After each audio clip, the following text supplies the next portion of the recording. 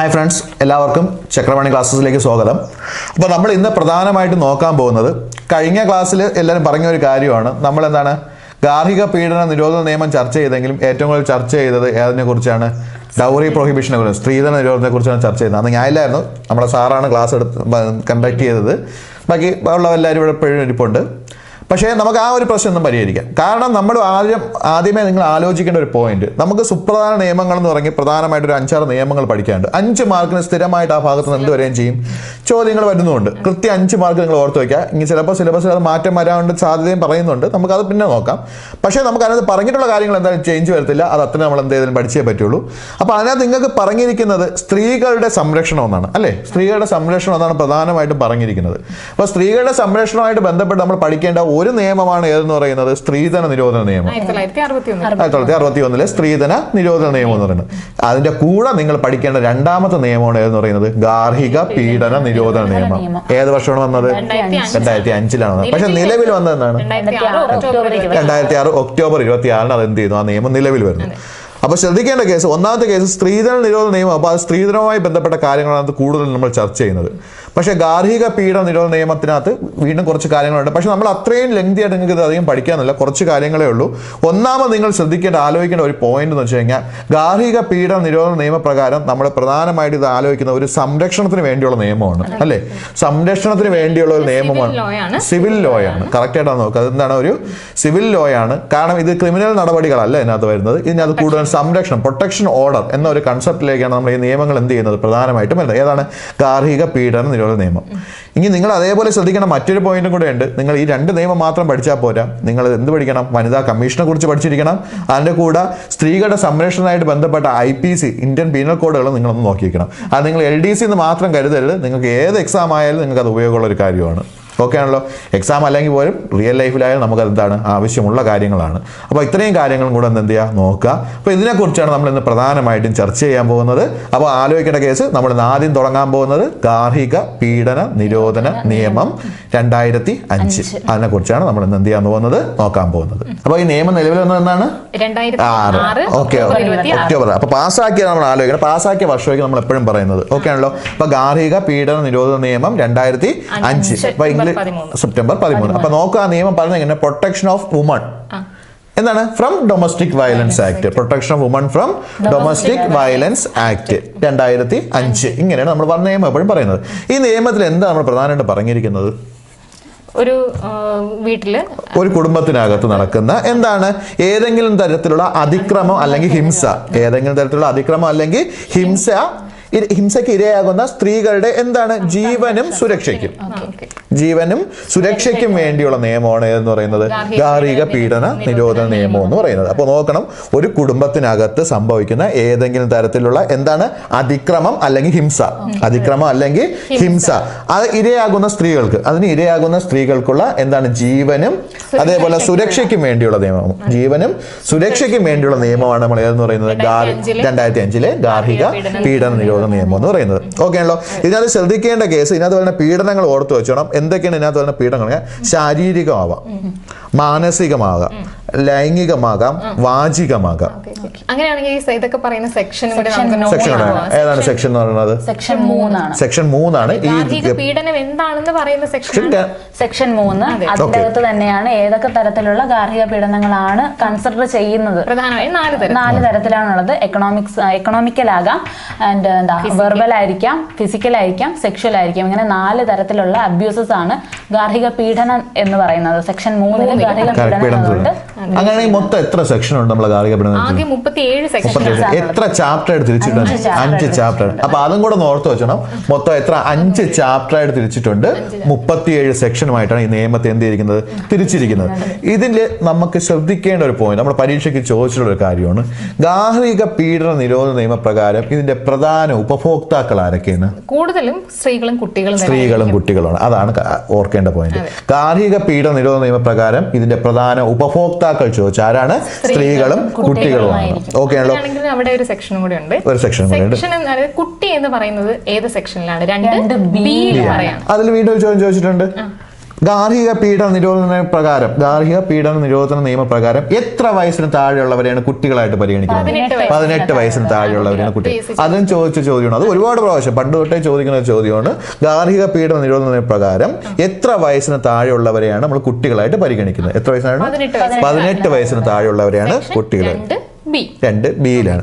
സാധാരണ ഒട്ടുമിക്കലും നിർവചനങ്ങൾ വരുന്ന എല്ലാ ഇതിലായിരിക്കും സെക്ഷൻ 2-ലായിരിക്കും. 1 ആ നിയമത്തിനെ കുറിച്ചും 2 എന്തായിരിക്കും നിർവചനങ്ങൾ. ഈ സെക്ഷനിൽ പറഞ്ഞ ഓരോ ആളുകളുടെയും നിർവചനങ്ങളെ കുറിച്ചായിരിക്കും അത് പ്രധാനമായിട്ട് എന്ത് ചെയ്യുന്നത് വരുന്നത്. അത് ഒട്ടുമിക്ക നിയമങ്ങൾ, ഞാൻ ഇതെന്ന് പറയില്ല, ഒട്ടുമിക്ക നിയമങ്ങളിൽ അങ്ങനെയാണ് വരുന്നത്. വ്യത്യാസങ്ങളുണ്ട്, ഇല്ലെന്ന് ഞാൻ പറയുന്നില്ല. ഇങ്ങനെ ശ്രദ്ധിക്കേണ്ട കേസ്, ഈ നിയമം പാസ്സാക്കിയ സമയത്തെ പ്രസിഡന്റ് ആരായിരുന്നു? APJ അബ്ദുൽ കലാമാണ്. നിയമം പാസ്സാക്കിയ പ്രസിഡന്റ് ആരായിരുന്നു?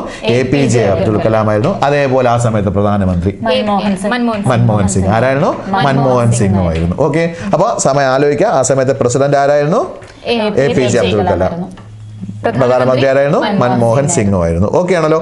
ഇനി നിങ്ങൾ ആലോചിക്കേണ്ട കേസ്, ഇതിനകത്ത് നമ്മൾ പ്രധാനമായിട്ട് ചിന്തിക്കേണ്ട ഒരു കാര്യമാണ് ഗാർഹിക ബന്ധുത്വം. എന്താണ് ഗാർഹിക ബന്ധുത്വം എന്ന് വെച്ചാൽ? ഇത് ഒരു വീടിനകത്ത് നടക്കുന്ന സംഭവങ്ങളാണ് ഇതിനകത്ത് ഏറ്റവും കൂടുതൽ പരിഗണിക്കപ്പെടുന്നത്. അപ്പൊ അതിനകത്ത് നമ്മൾ എന്തൊക്കെയാണ് ഗാർഹിക ബന്ധുത്വം നമുക്ക് നോക്കണം. ഓക്കെ ആണല്ലോ. അപ്പം അടുത്ത് നിങ്ങൾ നോക്കേണ്ട പോയിന്റ് ആണ് ഗാർഹിക ബന്ധുത്വത്തിനകത്ത് എന്തൊക്കെ ഉൾപ്പെടുന്നുണ്ട്. ഓക്കെ ആണല്ലോ. സെക്ഷൻ 2 ഏതാണ്? F ആണ്. ചോദിക്കാൻ, സ്റ്റേറ്റ്മെന്റ് ആയിട്ട് ചോദിക്കാൻ സാധ്യതയുള്ള ഒരു ഭാഗമാണ് ഇത്. കൂടുതലും നമുക്ക് LDC ലെവലിൽ ചോദ്യം വരുമ്പോൾ സെക്ഷനെക്കാളും കൂടുതലും ഈ സ്റ്റേറ്റ്മെന്റ് ടൈപ്പ് ചോദ്യങ്ങൾ നിങ്ങൾക്ക് എന്ത് ചെയ്യാം, ഒരുപാടായിട്ട് പ്രതീക്ഷിക്കേണ്ടി വരും. അപ്പൊ അതിനെ നോക്കാം. എന്നു വെച്ചാൽ സെക്ഷൻ പഠിക്കാതിരിക്കാൻ ഞാൻ പറയുന്നില്ല, സെക്ഷൻ ഇമ്പോർട്ടൻ്റ് ആണ്. കയറി ചോദിച്ചാൽ നമുക്ക് എഴുതിയേ പറ്റുള്ളൂ. അപ്പോൾ നിങ്ങൾ ശ്രദ്ധിക്കേണ്ട കേസ്, ഇതിനകത്ത് ആദ്യം ഒരു ഹെഡിങ് എഴുതുക, കൂടെ എഴുതി പഠിക്കുന്ന ഒരു ഹെഡിങ് കൊടുക്കുക. ഗാർഹിക ബന്ധുത്വം എന്താണെന്നുള്ളൊരു ഹെഡിങ് കൊടുക്കുക. ഓക്കെ ആണല്ലോ. അപ്പോൾ നമുക്കൊരു ഹെഡിങ് കൊടുക്കുക, എന്താണ് ഗാർഹിക ബന്ധുത്വം. അപ്പോൾ നമുക്ക് ഇനി പ്രധാനമായിട്ട് നോക്കാനുള്ളത് ഗാർഹിക ബന്ധുത്വത്തെ കുറിച്ചാണ്. അപ്പോൾ ഗാർഹിക ബന്ധുത്വം എന്ന് പറയുമ്പോൾ സെക്ഷൻ ഏതാണ്? 2F ആണ്. ഓക്കെ ആണല്ലോ. ഗാർഹിക ബന്ധുത്വം സെക്ഷൻ ഏതാണ്? 2F ആണ്. ഇനി ഇതിനകത്ത് വരുന്ന ബന്ധങ്ങളാണ് ഞാൻ പറയാൻ പോകുന്നത്. ഒന്നാമത്തെ ബന്ധം എന്ന് പറയുമ്പോൾ രക്തബന്ധം, ബ്ലഡ് റിലേഷൻ. ഒന്നാമത്തെ ബന്ധം ഏതാണ്? രക്തബന്ധം. നല്ല വൃത്തി നോക്കി വെച്ചോണം, കാരണം സ്റ്റേറ്റ്മെന്റ് ആയിട്ടൊക്കെ വേണമെങ്കിൽ ചോദിക്കാം. ചൂടെ തന്നിരിക്കുന്നവയിൽ ഏതാണ് ഗാർഹിക പീഡന നിരോധന നിയമപ്രകാരം എന്താണ് ഗാർഹിക ബന്ധുത്വത്തിൽ ഉൾപ്പെടാത്തത് ഏത് എന്ന രീതിയിലൊക്കെ വേണമെങ്കിൽ നമുക്ക് എന്ത് ചെയ്യാം, ചോദ്യം കാണാൻ പറ്റും. അപ്പൊ ആ ഒരു രീതിയിൽ ചോദിക്കുമ്പോൾ നമ്മൾ ഒന്നാമത് ആലോചിക്കുക, ഗാർഹിക ബന്ധുത്വത്തിൽ വരുന്ന ഒന്നാമത്തെ ബന്ധം എന്ന് പറയുന്നത് ഏതാണ്? രക്തബന്ധമാണ്. പിന്നെ രണ്ടാമത് വരുന്ന ബന്ധമാണ് വിവാഹമൂല ബന്ധം ഉണ്ടാവാം. വിവാഹമൂലമുള്ള ബന്ധം ഏതാണ്? മാരേജ് റിലേഷൻ വിത്ത് മാരേജ് എന്ന് പറയാം. അടുത്താണ് വിവാഹിതരാകാതെ ഒരുമിച്ച് താമസിക്കുക. ഇപ്പോഴത്തെ കൺസെപ്റ്റ് അറിയാം, ലിവിങ് ടുഗദർ ആണ്. ആ ഒരു കൺസെപ്റ്റിൽ വരുന്ന ബന്ധുത്വം ആവാം. പിന്നെ എന്താണ്? ദത്തെടുക്കൽ മൂലം ഉണ്ടാകുന്ന ബന്ധുത്വം, അഡോപ്ഷൻ മൂലം ഉണ്ടാകുന്ന ബന്ധുത്വം. ഓക്കെ ആണല്ലോ. പിന്നെ അതേപോലെ വരുന്ന അടുത്ത ബന്ധുത്വമാണ് എന്താണ്? കുടുംബാംഗങ്ങൾ ഒരു കുടുംബമായി താമസിക്കുക, ജോയിന്റ് ഫാമിലി കൺസെപ്റ്റ്. ഏതാണ്? ജോയിന്റ്. നമുക്ക് ഇവിടെ അധികം ഇല്ലെങ്കിൽ പോലും പണ്ടത്തേതൊക്കെ അറിയാൻ പറ്റും. എന്താണ്? കൂട്ടുകുടുംബം എന്നുള്ള കൺസെപ്റ്റ് അല്ലേ? ആ കൺസെപ്റ്റ് ഒരുമിച്ച് താമസിക്കുക, അതാണ് എന്തെന്ന് പറയുന്നത്? കുടുംബാംഗങ്ങൾ ഒരു കുടുംബമായിട്ട് താമസിക്കുക, ജോയിന്റ് ഫാമിലി കൺസെപ്റ്റ് വരിക.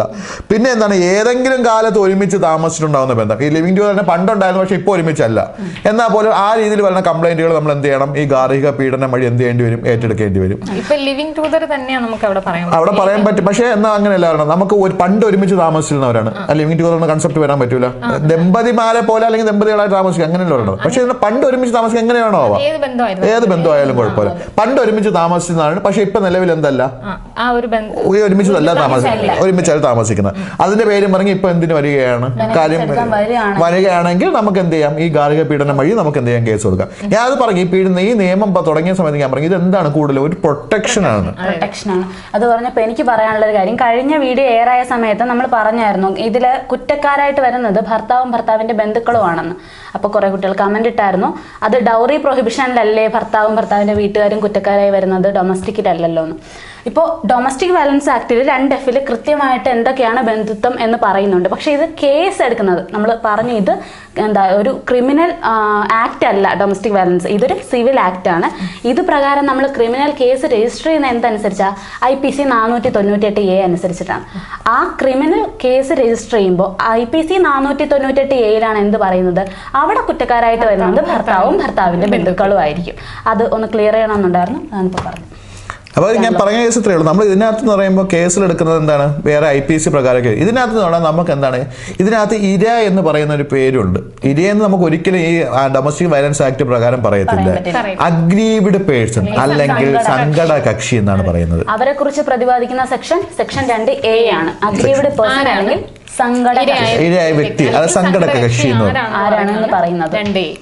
ഓക്കെ, അപ്പൊ അവിടെ ശ്രദ്ധിക്കേണ്ട ഒരു കേസുണ്ട്. നമ്മളവിടെ പറഞ്ഞു, ഇവിടെ നമ്മൾ പറയുന്നത് ഉപയോഗിക്കുന്ന വാക്ക് എന്താണ്? അഗ്രീവ്ഡ് പേഴ്സൺ അല്ലെങ്കിൽ സങ്കട കക്ഷി എന്നായിരിക്കും നമ്മൾ പറയുന്നത്. ഇരയെ വിളിക്കുന്ന പേര് നമ്മൾ നോർമൽ നിങ്ങൾക്ക് ഒരു മനസ്സിലെ കൺസെപ്റ്റ് എന്ന് ആലോചിക്കുക, ഇരയെന്ന് ആലോചിക്കുക. അപ്പൊ അവിടെ ആലോചിക്കുക, ഇതിനകത്ത് ഇരയ്ക്ക് ലഭിക്കുന്നത് എന്താണ്? ഒരു പ്രൊട്ടക്ഷൻ ഓർഡർ ആണ്. ഇപ്പൊ ഭാര്യയും ഭർത്താവായിട്ടാണ് പ്രശ്നം, സിമ്പിൾ ആണ്, ഭാര്യയും ഭർത്താവായിട്ടാണ് പ്രശ്നം. ഇപ്പൊ ഭർത്താവിന്റെ ശല്യം സഹിക്കാൻ വയ്യ, അപ്പൊ അവിടെ നിന്ന് നിങ്ങൾക്ക് കിട്ടുന്ന ഭർത്താവിനെ ശല്യപ്പെടുത്താതിരിക്കാനുള്ള ഒരു പ്രൊട്ടക്ഷൻ ഓർഡർ ആണ് നമുക്ക് എന്ത് ചെയ്യുന്നത് ലഭിക്കുന്നത്. ഓക്കെ ആണല്ലോ. അപ്പൊ അവിടെ ശ്രദ്ധിക്കുക, ഇവിടെ പക്ഷേ ഇതിന്റെ കയ്യിൽ വേറെ കേസുകൾ വരുന്ന സമയത്ത് അത് ക്രിമിനൽ പ്രൊസീജിയറിലേക്ക് പോവുകയാണെങ്കിൽ നിങ്ങൾക്ക് അറിയാതെ IPC പ്രകാരം മറ്റു നിയമങ്ങൾ പ്രകാരമായിരിക്കും എന്ത് ചെയ്യുന്നത് ശിക്ഷകൾ ലഭിക്കുന്നത്. ഇതിനകത്ത് നമുക്ക് എന്ത് മാത്രമേ ലഭിക്കുള്ളൂ? ഒരു പ്രൊട്ടക്ഷൻ ഓർഡർ മാത്രമേ ലഭിക്കുള്ളൂ. പ്രൊട്ടക്ഷൻ ഓർഡറിനെ കുറിച്ച് പറയുന്ന സെക്ഷൻ ഏതാണെന്ന് വെച്ചാൽ ഇതിൽ 18 ആണ്. ഓക്കെ, 18 ആണ് പ്രൊട്ടക്ഷൻ ഓർഡർ. പ്രൊട്ടക്ഷൻ ആണ്. അപ്പൊ ആ കുറ്റം എന്ത് ചെയ്യാൻ ഈ ഇരയെ ശല്യപ്പെടുത്താൻ വരാൻ പാടില്ല, അങ്ങനെയൊക്കെ പറയുന്നതാണ് ഏതെന്ന് പറയുന്നത് 18 എന്ന് പറയുന്നത്. അവിടെ ശ്രദ്ധിക്കേണ്ട കേസ്, ഇവിടെ നമുക്ക് ലഭിക്കുന്ന എന്താണ്? പ്രൊട്ടക്ഷൻ ഓർഡർ ആണ് ലഭിക്കുന്നത്, സംരക്ഷണ ഉത്തരവാണ് ലഭിക്കുന്നത്. ഇനി നമ്മൾ ഓർക്കേണ്ട കേസ്, ഇപ്പൊ ഇരയെ വിളിക്കുന്ന പേര് ഞാൻ എന്തെന്ന് പറഞ്ഞു? സങ്കട കക്ഷിയാണെന്ന് പറഞ്ഞു. ഇനി നോക്കുക, ഇവിടെ നമ്മൾ ഈ ഭീഷണിപ്പെടുത്തുക എന്ന് പറഞ്ഞു, വാചികമായിട്ടുള്ളത് നമ്മൾ എന്താണെന്ന് പറഞ്ഞു?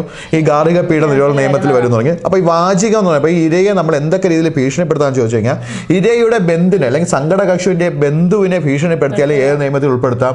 ഈ ഗാർഹിക പീഡന നിയമത്തിൽ ഉൾപ്പെടുത്താം. അത് ഓർക്കേണ്ട പോയിന്റ് ആണ്. ഇരയുടെ ബന്ധുവിനെ ഭീഷണിപ്പെടുത്തിയാലും നമുക്ക് ഏതിനകത്ത് ഉൾപ്പെടുത്താം? ഗാർഹിക പീഡന നിയമത്തിൽ ഉൾപ്പെടുത്താം. അതേപോലെ ചീത്ത വിളിക്കുക, ഒരു വീടിനകത്ത് നടക്കുന്ന സമയം ചീത്ത വിളിക്കുക, പരസ്പരം ചീത്ത വിളിക്കുന്ന കേസ്, അല്ലെങ്കിൽ പ്രധാനം ശ്രദ്ധിക്കുക, സ്ത്രീയെ ചീത്ത വിളിച്ചാൽ നമുക്ക് എന്ത് ചെയ്യാം? ഈ കേസിൽ ഉൾപ്പെടുത്താം.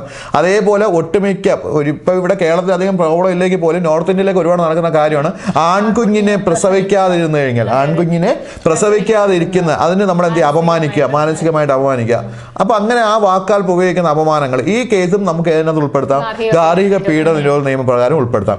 അതേപോലെ വീട്ടിലല്ലാതെ നടക്കുന്ന സങ്കട കക്ഷിക്ക് അല്ലെങ്കിൽ ഇരയ്ക്ക് താല്പര്യമുള്ള ഏതെങ്കിലും വ്യക്തിക്ക് ശാരീരിക ഉപദ്രവം ഏൽപ്പിക്കുന്നു ഭീഷണിപ്പെടുത്തിയാലും എന്ത് ചെയ്യാം? ഈ നിയമപ്രകാരം ഉൾപ്പെടുത്താം. അതേപോലെ ആര് വേണോ, അത് ഞാൻ പറഞ്ഞില്ല, അത് നമ്മൾ അവിടെ ഉപയോഗിക്കുമ്പോൾ നമ്മൾ എന്താണ്? ഒരു വിവാഹ ബന്ധത്തിന് പകരം എന്താണ്? രക്തബന്ധങ്ങൾക്ക് വരുന്ന ഒരു പ്രോബ്ലമാണ്. സഹോദരന്മാർ എന്താണ്? സഹോദരിക്ക് ഇഷ്ടമുള്ള ഒരാളിനെ എന്ത് ചെയ്യണം? ഉപദ്രവിക്കുന്നു ഭീഷണിപ്പെടുത്തുകയാണ്. അവിടെ എന്ത് ചെയ്യാം? വേണമെങ്കിൽ ഗാർഹിക പീഡനം വഴി എന്ത് ചെയ്യാം? കേസ് കൊടുക്കാം, ഫയൽ എന്ന് വെച്ചാൽ അവിടെ ഒരു പ്രൊട്ടക്ഷൻ ഓർഡർ എന്ത് ചെയ്യാം? നമുക്ക് വാങ്ങിക്കാൻ പറ്റും. അതേപോലെ നോക്കുക, ഭാഗം വെച്ച വീടുകളിലെ പ്രശ്നം. ഒരു വീട് പലർക്കും പ്രവേശനം നിഷേധിച്ചു കഴിഞ്ഞാൽ റെസിഡൻസ് ഓർഡർ 19 സെക്ഷൻ 19 ഈ പറയുന്ന പ്രൊട്ടക്ഷൻ ഓർഡർ ആയിരുന്നാലും റെസിഡൻസ് ഓർഡർ ആയിരുന്നാലും നൽകുന്നത് ആരാണ്? ഇത് രണ്ട് നൽകുന്ന മജിസ്ട്രേറ്റ് ആയിരിക്കും. 2I മജിസ്ട്രേറ്റ് പറയുന്നത് 2I സെക്ഷൻ 2. ഇനി അതേപോലെ അങ്ങനെയാണെങ്കിൽ നമുക്ക് നോക്കാം, കോടതി നടപടികളെ കുറിച്ച് പറയുന്ന സെക്ഷൻ ഏതാണ്? ഇതിന്റെ കോടതി സെക്ഷൻ 12 ആണ്. ഈ ഡൊമസ്റ്റിക് വയലൻസ് ആക്ട് പ്രകാരമുള്ള കോടതി നടപടികളെ കുറിച്ച് പറയുന്ന സെക്ഷൻ ഏതാണ്? 12 ആണ്. പക്ഷെ അവിടെ കാര്യം ചെയ്യണം, അതിന്റെ ചാപ്റ്റർ ചോദിച്ചാൽ 4ാമത്തെ ചാപ്റ്റർ ആണ്. ചാപ്റ്റർ 4ാമത്തെ ചാപ്റ്ററിലെ 12ാമത്തെ സെക്ഷനിലാണ് ഇതിന്റെ കോടതി നടപടികളെ കുറിച്ച്. അത് നമുക്ക് വരാം. അതിന് മുമ്പ് ഞാൻ പറഞ്ഞു, ഭാഗം വെച്ച വീടുകളിൽ എന്ത് ചെയ്യുക? പ്രവേശനം തടയുക. ഇത് നമുക്ക് ഏത് പറയാം? ഡൊമസ്റ്റിക് വയലൻസ് ആക്ട് പ്രകാരം പറയാം. ഇനി നമ്മൾ പ്രധാനമായിട്ട് ശ്രദ്ധിക്കേണ്ട കാര്യമാണ് ഇതിന്റെ അവകാശങ്ങളാണ്. ഈ നിയമപ്രകാരം സങ്കട കക്ഷിക്ക് കിട്ടുന്ന അവകാശങ്ങളാണ് കിട്ടുന്നത്. അത് നല്ല വൃത്തിയൊന്ന് നോക്കി വെക്കണം, അതാണ് ഇമ്പോർട്ടൻ്റ് ആണ്. ഒന്നെന്ന് പറയുന്നത് ഇതിന്റെ ഏറ്റവും പ്രധാനമായിട്ട് സംരക്ഷണം. നമ്മൾ നേരത്തെ പറഞ്ഞ സെക്ഷൻ പ്രകാരമുള്ള 18 പ്രകാരമുള്ള സംരക്ഷണം എന്ന് വെച്ചാൽ പ്രൊട്ടക്ഷൻ ഓർഡർ. ഓക്കെ ആണല്ലോ. അപ്പൊ അത് നോക്കണം. ഇനി നമ്മൾ അടുത്തൊരു ഹെഡിങ് കൊടുക്കുക, എന്തൊക്കെ അവകാശങ്ങളാണ് കിട്ടുന്നതെന്ന്. അപ്പൊ ഇതിനകത്ത് നമുക്ക് പ്രധാനമായിട്ടും പറയാനുള്ളത് ഈ നിയമപ്രകാരം കിട്ടുന്ന അവകാശങ്ങൾ. ആർക്ക്? സങ്കട കക്ഷിക്ക് കിട്ടുന്ന അവകാശങ്ങൾ. ഒന്നാമത്തെ അവകാശം നമ്മൾ നേരത്തെ പറഞ്ഞു എന്താണ്? പ്രൊട്ടക്ഷൻ ഓർഡർ, സംരക്ഷണാവകാശം. രണ്ടാമത്തെ ഏതാണ്? അടുത്തത് നഷ്ടപരിഹാരത്തിന്. അത് ഇങ്ങനെ വേണം പറയാം, പണസംബന്ധമായ നിവൃത്തിക്കുള്ള അവകാശം. പണസംബന്ധമായ നിവൃത്തിക്കുള്ള അവകാശം സെക്ഷൻ ഏതാ വരുന്നത്? സെക്ഷൻ 22 ആണ്. അപ്പൊ അവിടെ ശ്രദ്ധിക്കേണ്ട പോയിന്റ്, അപ്പൊ നമ്മൾ എഴുതുമ്പോൾ നഷ്ടപരിഹാരം എന്നായിരിക്കും നമുക്ക് പരീക്ഷയ്ക്ക് ചോദിക്കുന്നത്. കറക്റ്റ് നിയമപ്രകാരം അത് പറയുന്ന പേരെന്താണ്? പണസംബന്ധമായ നിവൃത്തിക്കുള്ള അവകാശം. പണസംബന്ധമായ നിവൃത്തിക്കുള്ള അവകാശം സെക്ഷൻ 22. ഈ പറയുന്ന കേസുകൾ നടക്കുമല്ലോ, കേസുകൾ നടക്കുമ്പോൾ അതിനുണ്ടാകുന്ന ചെലവുകളും ഈ പറയുന്ന വ്യക്തി തരണ്ടേ? നമുക്ക് എതിർകക്ഷിയായിട്ടുള്ള തരേണ്ടി വരും. സഹായിക്കേണ്ടി വരും. അപ്പൊ അതിനുള്ള സെക്ഷൻ ഏതാണ്? ആ സെക്ഷൻ 20 വരുന്നത്. അത് പണ ആശ്വാസം അല്ലെങ്കിൽ മോണിറ്ററി റിലീഫിനുള്ള പണ ആശ്വാസത്തിനുള്ള അവകാശം. അപ്പം അത് ഒരു അവകാശമാണ്. പക്ഷെ പ്രധാനപ്പെട്ട അവകാശം നമ്മൾ നോക്കാം, പണസംബന്ധമായ നിവൃത്തിക്കുള്ള അവകാശമാണ്. ഇതെന്ന് വെച്ചാൽ നിയമപ്രകാരം കിട്ടുന്ന സംഘടകക്ഷി കിട്ടുന്ന അവകാശമാണ് പണസംബന്ധമായ നിവൃത്തിക്കുള്ള അവകാശം. ദാറ്റ് മീൻസ് ആണ് നഷ്ടപരിഹാരം ലഭിക്കുക. ഓക്കെ ആണല്ലോ. ഇനി നമുക്ക് മൂന്നാമതായിട്ട് വരുന്നതാണ് വാസസ്ഥലത്തിനുള്ള അവകാശം. റെസിഡൻസ് താമസം ഉണ്ടെങ്കിൽ ഇറക്കി വിടാൻ പാടില്ല, ഇങ്ങനത്തെ കാര്യങ്ങളെല്ലാം പറയുന്നതാണ് മൂന്നാമത്തെ കേസാണ്. അതാണ് വാസസ്ഥലം. റെസിഡൻസ് ഓർഡർ അതുമായിട്ട് സെക്ഷൻ 19 റെസിഡൻസ് ഓർഡർ. അതും ഏതുമായിട്ട് ബന്ധപ്പെട്ടാണ്? ഗാർഹിക പീഡന നിരോധന നിയമമായിട്ട്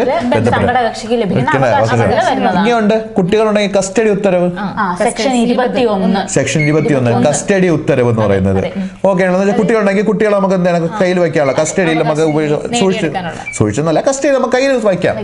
കുട്ടികളെ നമ്മൾ എന്ത് ചെയ്യാൻ നോക്കാം, ആ ഒരു കൺസെപ്റ്റ് ആണ് കസ്റ്റഡി ഉത്തരവ് എന്ന് പറയുന്നത്. ഓക്കെ, അതുകൊണ്ട് അതേപോലെ സൗജന്യമായി നിയമസഹായം കിട്ടുക എന്ന് വെച്ചാൽ എന്താണ്? സംഘടകക്ഷിക്ക് എന്താണ് ബാധിക്കാൻ വക്കീലന്മാരെ നിയോഗിക്കാൻ പറ്റാത്ത അവസ്ഥയാണെങ്കിൽ എന്ത് ചെയ്യാം? സൗജന്യമായിട്ട് നിയമസഹായം കിട്ടുവാനുള്ള അവകാശം എവിടെ ലഭിക്കുന്നുണ്ട്? നിയമപ്രകാരം നമുക്ക് എന്ത് ചെയ്യുന്നുണ്ട്? ലഭിക്കുന്നുണ്ട്. ഓക്കെ ആണല്ലോ. അപ്പോൾ ഓർക്കുക, ഞാൻ ഇത് ജസ്റ്റ് ഒന്ന് കൺക്ലൂഡ് ചെയ്ത് പറയുകയാണ്. അപ്പോൾ ഇതിനകത്ത് കിട്ടുന്ന ഈ സംഘടകക്ഷി കിട്ടുന്ന അവകാശങ്ങൾ ചോദിച്ചു കഴിഞ്ഞാൽ, ഒന്ന് സംരക്ഷണത്തിനുള്ള അവകാശം, രണ്ടെന്ന് പറയുന്നത് എന്താണ്? പണസംബന്ധമായ നിവർത്തിക്കുള്ള അവകാശം. സിമ്പിൾ ആയിട്ട് നിങ്ങൾ ആലോചിക്കുക, നഷ്ടപരിഹാരം. പക്ഷെ ഓർക്കേണ്ട പോയിന്റ് എന്താണ്? പണസംബന്ധമായ നിവർത്തിക്കുള്ള അവകാശം. 3 വാസസ്ഥലത്തിന് പണ ആശ്വാസം നമ്മൾ നോർമലായിട്ട് പറയുന്ന കേസാണ്. പണ ആശ്വാസം എന്ന് വെച്ചാൽ കേസുമായി സംബന്ധപ്പെട്ടിട്ടുള്ള എന്താണ്? ഒത്തുതീർപ്പ് എന്നല്ല, കേസുമായി സംബന്ധിച്ചിട്ടുള്ള ചെലവിന് വേണ്ടിയുള്ള ആശ്വാസം, പണ ആശ്വാസം. ഓക്കെ ആണല്ലോ. അത് രണ്ടും കൂടി ഞാൻ പറയുന്നത് പണസംബന്ധമായ നിവർത്തിക്കുള്ള അവകാശം, നഷ്ടപരിഹാരവും പണ ആശ്വാസം. ഓക്കെ ആണല്ലോ. ഞാൻ അപ്പൊ ജസ്റ്റ് നമുക്ക് മനസ്സിലാവാൻ വേണ്ടുന്ന രീതിയിൽ ഞാൻ കോമൺ ആയിട്ട് പറയുന്നത്. മൂന്നാമത് എന്താണ്? താമസം, വാസസ്ഥലം. താമസ സ്ഥലത്ത് ഇറക്കി വിടാൻ പാടില്ല. അതേപോലെ എന്താണ്? താമസം ലഭിക്കുക, ആ ഒരു കൺസെപ്റ്റിന് വേണ്ടി. അതാണ് താമസ സ്ഥലത്തിനുള്ള അവകാശം അല്ലെങ്കിൽ വാസസ്ഥലത്തിനുള്ള അവകാശം. കുട്ടികളുടെ മേലുള്ള കസ്റ്റഡി ഉത്തരവ്, കുട്ടികളുടെ മേലുള്ള കസ്റ്റഡി ഉത്തരവ് സെക്ഷൻ 21. അഞ്ചാമത് എന്താണ്? സൗജന്യ നിയമസഹായം. അത് തടഞ്ഞുകൊണ്ടാണ് ചെയ്യുന്നത്. ഓക്കെ, അത് നമ്മൾ നോക്കുന്നുണ്ട്. ഈ ഗാർഹിക പീഡന നിരോധന നിയമപ്രകാരം അല്ലെങ്കിൽ ഇതിന്റെ പരിധിയിൽ വരുന്ന കോടതി ചോദിച്ചതാണ് ഫസ്റ്റ് ക്ലാസ് മജിസ്ട്രേറ്റ് കോടതിയാണ്. ഫസ്റ്റ് ക്ലാസ് മജിസ്ട്രേറ്റ് കോടതിയാണ് ഈ നിയമത്തിൽ വരുന്ന എന്താണ് പരിധിയിൽ വരുന്ന കോടതി എന്നുള്ളത്. ഇപ്പൊ ഇതിനകത്തൊരു കാര്യം പറഞ്ഞിട്ടുണ്ട്. നമ്മളിപ്പോ സംഘടകക്ഷിക്ക് ശല്യം ഉണ്ടാക്കുന്ന രീതിയിൽ എന്താണ് നേരിട്ടോ ഫോണിലൂടെയോ കത്ത് മുഖേനയോ അല്ലെങ്കിൽ ഇലക്ട്രോണിക് മാധ്യമത്തിലൂടെയോ ആശയവിനിമയം നടത്തുന്നതിനുള്ള വിലക്ക് എന്ത് ചെയ്യും? ഇതുവഴി ലഭിക്കും. ഈ നിയമപ്രകാരം എന്ത് ചെയ്യും?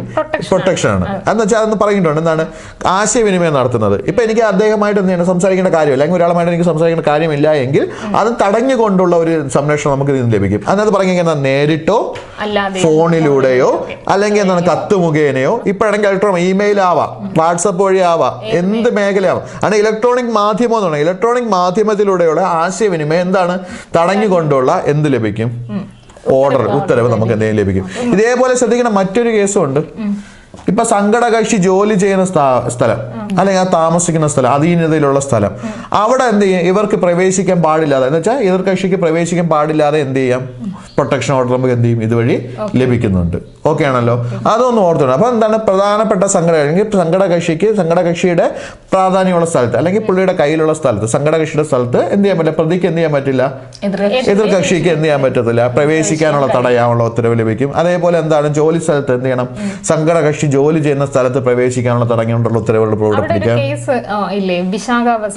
സ്റ്റേറ്റ് ഓഫ് രാജസ്ഥാൻ ഉണ്ട്. 1998 അത് ജോലി സ്ഥലം സംരക്ഷണം കിട്ടുവാൻ വേണ്ടിയുള്ളതാണ്. പക്ഷെ ഇവിടെ നമ്മൾ ശ്രദ്ധിക്കേണ്ട കേസ് ഇതെന്ന് പറഞ്ഞാൽ പ്രൊട്ടക്ഷൻ ഓർഡർ ആണ്. ഇപ്പൊ ഭർത്താവും കൂടെ തമ്മിൽ ഇതുപോലെ ഡൊമസ്റ്റിക് വയലൻസ് ആക്ട് പ്രകാരം കേസുകളൊക്കെയാണ്.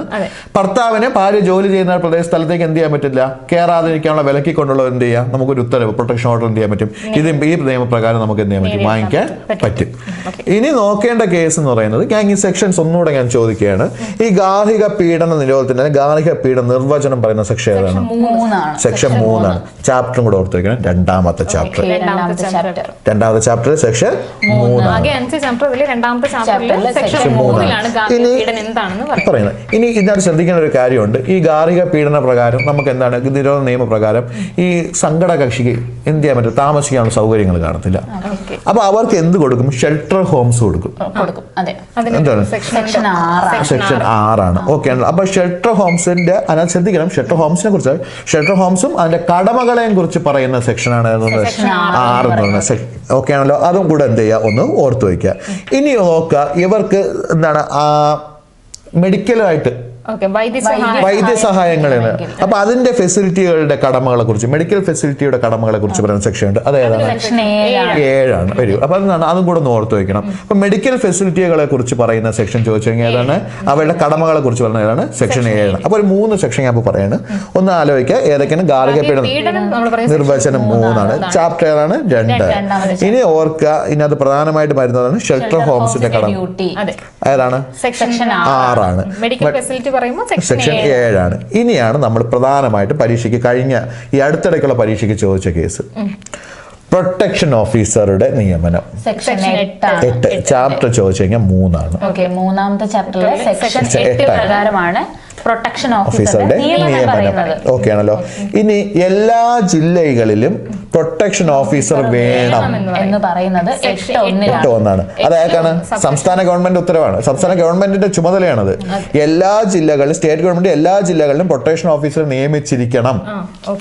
അത് ആരുടെ ജോലിയാണ്? സ്റ്റേറ്റ് ഗവൺമെന്റ് ജോലിയാണ്. അവർക്ക് നിർബന്ധിതമാണത്. എല്ലാ ജില്ലകളിലും എന്ത് വേണമെന്നുള്ളത്, ഒരു പ്രൊട്ടക്ഷൻ ഓഫീസർ വേണമെന്നുള്ളത്. ഓക്കെ ആണല്ലോ. അപ്പൊ ആ സ്റ്റേറ്റ് ഗവൺമെന്റ് നിർദ്ദേശിച്ചിട്ടുള്ള വകുപ്പാണ് സെക്ഷൻ 8 1 എന്ന് പറയുന്നത്. ഓക്കെ ആണല്ലോ. അപ്പൊ ഓർക്കുക, 2 കാര്യമാണ് ഇമ്പോർട്ടന്റ് ആണ്, മാർക്ക് ചെയ്ത് പഠിച്ചോളുക. പ്രൊട്ടക്ഷൻ ഓഫീസർ വേണം എന്ന് പറയുന്നത് പ്രൊട്ടക്ഷൻ ഓഫീസർ നിയമനം. പ്രൊട്ടക്ഷൻ ഓഫീസർ എന്താ ആരാണെന്ന് പറയുന്നത്? പ്രൊട്ടക്ഷൻ ഓഫീസർ ആരാണെന്ന് പറയുന്ന സെക്ഷൻ 2 N ആണ്. 2N. അത് ഞാൻ ഒരു കാര്യം നിങ്ങൾ ആലോചിക്കും, നമ്മുടെ ഈ ഒട്ടുമിക്ക ഈ നിയമത്തിനകത്ത് വരുന്ന എല്ലാ കാര്യങ്ങളുടെ നിർവചനങ്ങൾ വരുന്ന സെക്ഷൻ 2 എന്താണ് ഷെൽട്ടർ ഹോം, അല്ലെങ്കിൽ എന്താണ് ഷെൽട്ടർ ഹോമിന്റെ എന്താണ്, അതിനെ കുറിച്ച് നിർവചനം, അല്ലെങ്കിൽ ഓരോ ഈ നിയമത്തിൽ പറയുന്ന ഓരോ വാക്കുകളുടെയും നിർവചനം പറയുന്ന ഏതിലായിരിക്കും? 2 നമ്മൾ ഈ പോക്സോ ഇങ്ങനെ പഠിക്കാൻ അതിനകത്ത് ഇങ്ങനെ പറയുന്നുണ്ട്, എല്ലാ ആളുകളെയും കുറിച്ച്, കുട്ടികൾ എന്താണെന്നോ അല്ലെങ്കിൽ ഇതേപോലെ കാര്യങ്ങൾ എന്താണെന്ന് പറയുന്നത് എല്ലാം അതിനകത്തായിരിക്കും, ഈ 2 പറയുന്നത്. അപ്പൊ ഇവിടെ ശ്രദ്ധിക്കേണ്ട കേസ് ഇതിനകത്ത് നോക്കാം, പ്രൊട്ടക്ഷൻ ഓഫീസർ എന്താണെന്ന് പറയുന്നത് 2 ഇനി നമ്മൾ പഠിക്കേണ്ടത് പ്രൊട്ടക്ഷൻ ഓഫീസറുടെ നിയമനം ഏതാണ്? നിയമനമാണെങ്കിൽ സെക്ഷൻ 8 ഇനി ഡ്യൂട്ടീസ് ഇല്ലേ ഒരു സെക്ഷൻ? പ്രൊട്ടക്ഷൻ ഓഫീസറിന്റെ കടമ പ്രവർത്തനം 9 പ്രൊട്ടക്ഷൻ ഓഫീസറുടെ കടമകളും പ്രവർത്തനങ്ങളും ഏതാണ്? സെക്ഷൻ 9. ഇനി ശ്രദ്ധിക്കേണ്ട ഒരു പോയിന്റ് എന്ന് പറയുന്നത്, നമ്മൾ ഈ സ്റ്റേറ്റ് ഗവൺമെന്റ്, അതാണ് ഏറ്റവും ഇമ്പോർട്ടൻറ്റ്. എനിക്ക് ഞാൻ പറയുന്നത് ഏറ്റവും ഇമ്പോർട്ടൻസ് കൊടുത്ത് പഠിക്കേണ്ടത്, സ്റ്റേറ്റ് ഗവൺമെന്റ് എല്ലാ ജില്ലകളിലും പ്രൊട്ടക്ഷൻ ഓഫീസർ നിയമിക്കണം എന്ന് പറയുന്ന വകുപ്പാണ് ഏത്? 8 സെക്ഷൻ 8 വന്നത്. അന്ന് പരീക്ഷയ്ക്ക് ചോദിച്ചെന്ന് പറഞ്ഞു കഴിഞ്ഞാൽ എല്ലാ ജില്ലകളിലും പ്രൊട്ടക്ഷൻ ഓഫീസർ നിയമിക്കുന്നത് ആര്? സ്റ്റേറ്റ് ഗവൺമെന്റ്, സംസ്ഥാന ഗവൺമെന്റ്. ഡൊമസ്റ്റിക് വയലൻസ് ആക്ട് പ്രകാരം എല്ലാ ജില്ലകളിലും പ്രൊട്ടക്ഷൻ ഓഫീസർ നിയമിക്കുന്നത് ആരാണ്? State government. അതാണ് പരീക്ഷയ്ക്ക് എന്ത് ചോദിച്ച ചോദ്യം. അപ്പൊ അങ്ങനെയാണെങ്കിൽ ഗവൺമെന്റിന് ഈ നിയമപ്രകാരം എന്തെങ്കിലും പ്രധാനപ്പെട്ട ചുമതലകൾ ഉണ്ടാവും? സെക്ഷൻ 11 ഗവൺമെന്റിന് ചുമതലകളുണ്ട്. സെക്ഷൻ 11 ചുമതലകളാണ് പ്രധാനമായിട്ടും വരുന്നത്. ഈ നിയമത്തിന്റെ ശരിയായ പ്രചരണം ജനങ്ങളിലേക്ക് എത്തിക്കുക എന്നുള്ളത് ഗവൺമെന്റിന്റെ അവബോധം സൃഷ്ടിക്കുക. അതെ. പിന്നെ ഉദ്യോഗസ്ഥർക്ക് ആവശ്യമായ പരിശീലനം നൽകുക, ഈ ഒരു കേസ് ഹാൻഡിൽ ചെയ്യുന്നതിന് എങ്ങനെയാണ് എന്നുള്ളതിനുള്ള ആവശ്യമായ ട്രെയിനിങ് നൽകുക. അടുത്ത ചുമതല ഇപ്പൊ കേസ് പല ഡിപ്പാർട്ട്മെന്റിലായിരിക്കുമല്ലോ പോകുന്നത്, ഇത് ഒരുപാട് ഡിപ്പാർട്ട്മെന്റുകളെ ഏകോപിപ്പിച്ച് പ്രവർത്തിപ്പിക്കുക, ഒരുമിച്ച് കൊണ്ടുവരിക. ഇതാണ് ഗവൺമെന്റിന്റെ ചുമതലകൾ സെക്ഷൻ 11.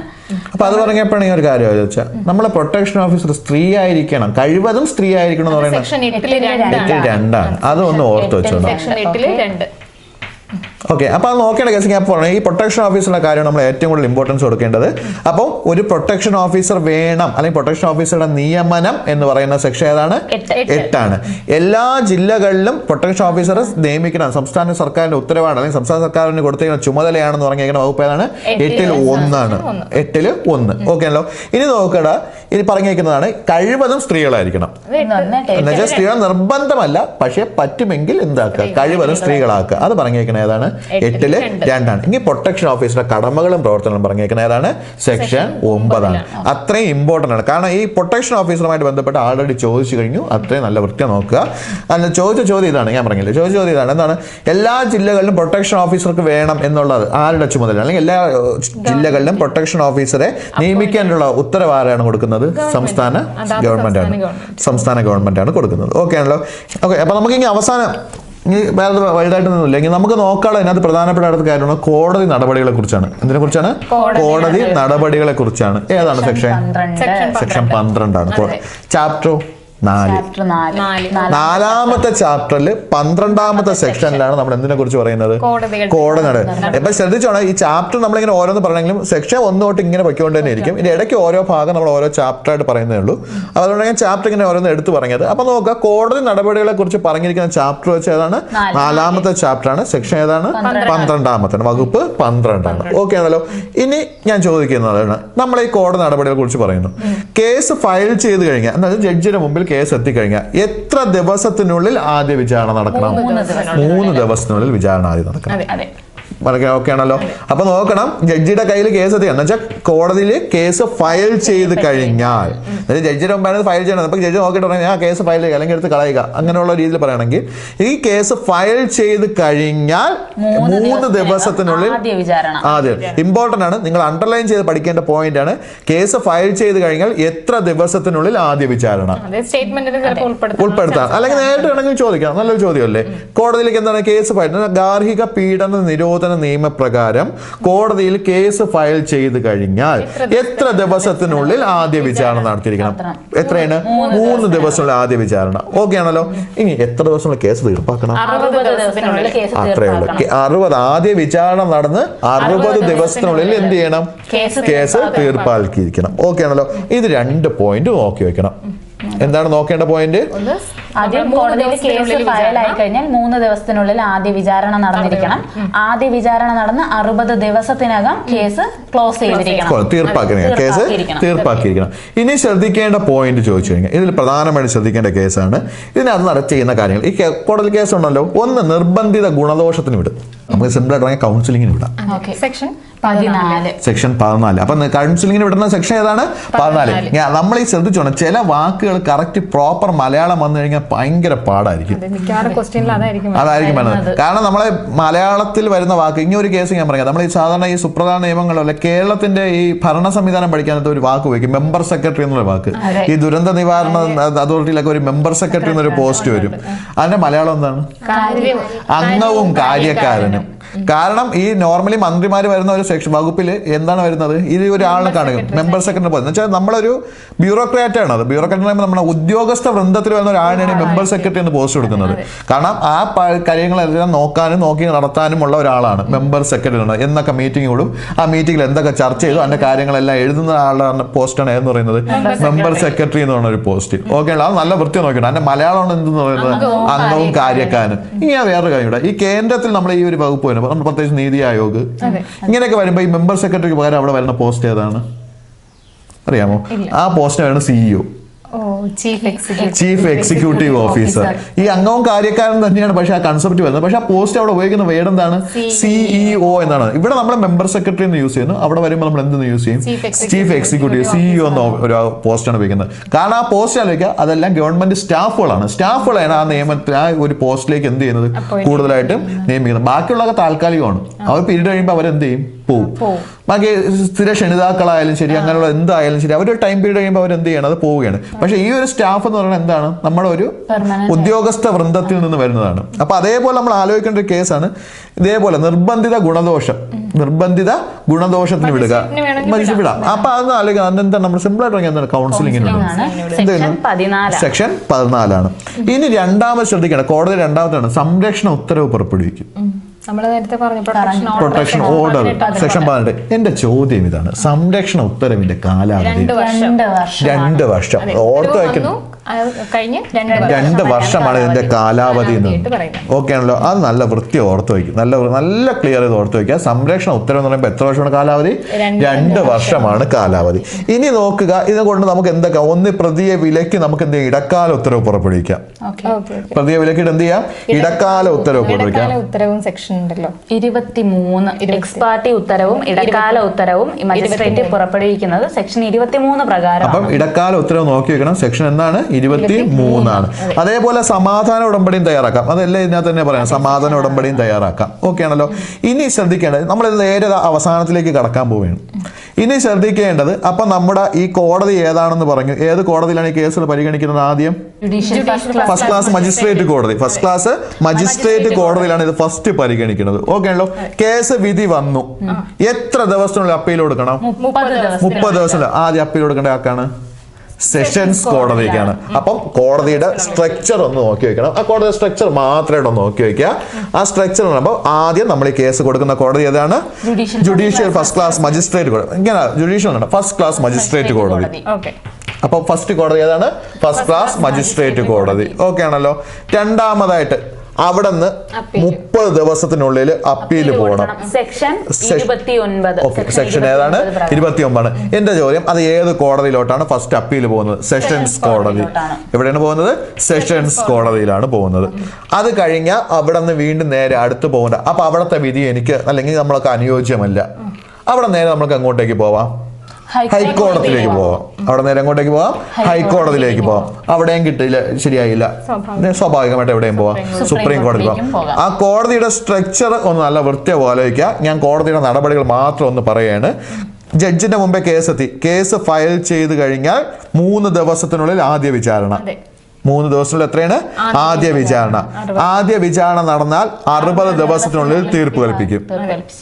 60 ദിവസം എന്ത് കൽപ്പിച്ചിരിക്കണം? തീർപ്പ് കൽപ്പിച്ചിരിക്കണം. ഫസ്റ്റ് നോക്കണം, ഇത് രണ്ടും നടക്കുന്നത് എവിടെ വെച്ചാണ്? ജുഡീഷ്യൽ മജിസ്ട്രേറ്റ് കോടതിയാണ്. ഫസ്റ്റ് ക്ലാസ് മജിസ്ട്രേറ്റ് കോടതിയിൽ വെച്ചാണ് ഈ രണ്ട് കാര്യവും നടക്കുന്നത്. ഓക്കെ ആണല്ലോ.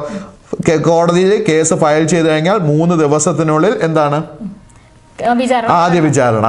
ഫയൽ ചെയ്ത് കഴിഞ്ഞാൽ 3 ദിവസത്തിനുള്ളിൽ ആദ്യ വിചാരണ. 60 ദിവസത്തിനുള്ളിൽ എന്താണ്? കേസ് തീർപ്പാക്കും.